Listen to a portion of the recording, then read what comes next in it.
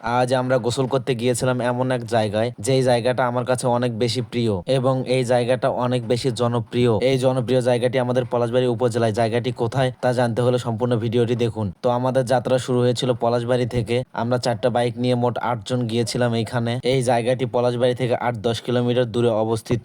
8-10 kilometre bike ride করার পর অবশেষে আমরা আমাদের এই কাঙ্ক্ষিত জায়গাটিতে পৌঁছে গেলাম। এই নদীতে পৌঁছানোর পরেই আমরা দেখলাম এখানে একটা নৌকায় মানুষ এবং যানবাহন পারাপার করার এই বিষয়টা এই জায়গাটাকে আরো অনেক বেশি সুন্দর করেছে। এইখানে যাওয়ার পর আমরা সকলে একত্রিত হয়ে এই জায়গায় বসে এই সুন্দর জায়গাটার সৌন্দর্য উপভোগ করতেছিলাম এবং বসে থেকে মন ভরে আড্ডা দিচ্ছিলাম। আমরা বরাবরই আমাদের আড্ডায় অনেক হাসি ঠাট্টা এবং মজা করে থাকি। অবশেষে আমাদের আড্ডার পর আমরা সকলেই নদীতে নামি এবং গোসল করি। অনেকেই হয়তো এখনো বুঝে উঠতে পারেনি যে জায়গাটি কোথায়। জায়গাটি হচ্ছে আমাদের কাশিয়াবাড়ি এবং ঘোড়াঘাটের মাঝামাঝি জায়গায় অবস্থিত এবং এই জায়গাটির নাম হাজিরঘাট। জায়গাটি সত্যি বলতে অনেক বেশি সুন্দর। এই জায়গাটির সৌন্দর্য আরো বহুগুণে বাড়িয়ে তুলেছে এখানে নদীতে নৌকার মাধ্যমে পারাপার। এটি প্রাচীন আমলের একটি প্রথা, সেটি এখনো এখানে চলতেছে। নৌকার মাধ্যমে মানুষ এবং যানবাহন পারাপার হয় এই ঘাটে। আপনি যদি সময় পান তাহলে অবশ্যই এই সুন্দর জায়গাটি ঘুরে আসবেন, আপনার অবশ্যই ভালো লাগবে।